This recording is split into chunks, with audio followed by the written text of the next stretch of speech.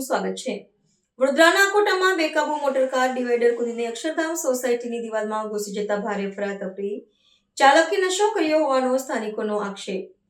વડોદરા શહેરના કોટા વિસ્તારમાં વહેલી સવારે એક ગંભીર માર્ગ અકસ્માત સર્જાયો હતો। કોટાબાગ નજીક આવેલી અક્ષરધામ સોસાયટી પાસે પૂરપાટ ઝડપે આવતી એક મોટર કાર બેકાબુ બનીને રસ્તા પરનું ડિવાઈડર કૂદી સીધી સોસાયટીના સંકુલની દિવાલમાં ઘૂસી ગઈ હતી।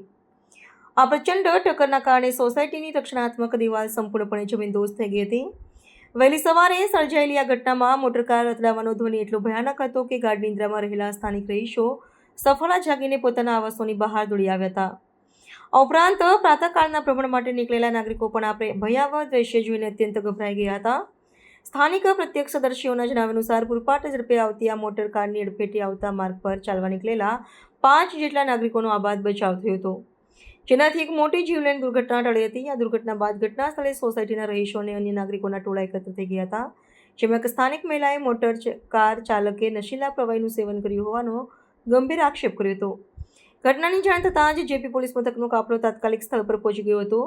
પોલીસ અધિકારીઓએ પરિસ્થિતિને કાબૂમાં લઈ મોટરકાર ચાલકને અટકાયતમાં લઈને કાનૂની કાર્યવાહી અને નશાની તપાસ સહિતની સઘન પૂછપરછ હાથ ધરી છે। અક્ષરધામ સોસાયટી અકોટા ગાર્ડન પાસે આવેલી છે। સવારે 5:30 વાગ્યે એક ગાડીવાળો સામેની સાઈડથી ડિવાઈડર ફૂટાઈને આ સાઈડ આવેલો છે અને બધાનું કેવું એવું છે કે એને પીધેલ હોય એવું લાગતું હતું। કેટલા કોઈ પકડાયું છે ખરું? એક જ ભાઈ હતા, એનું કેવું એવું છે કે બીજા 4-5 જણ હતા, એ હવે દેખાતા નથી, એ જવાબ આપતો નથી અને એને પોલીસ પકડી ગયા છે। જે એક જણ હતો એને કેટલું નુકસાન થયું છે તમારા ઘરને? આખો કોટ તૂટી ગયો છે, એ દેખાય જ છે તમને।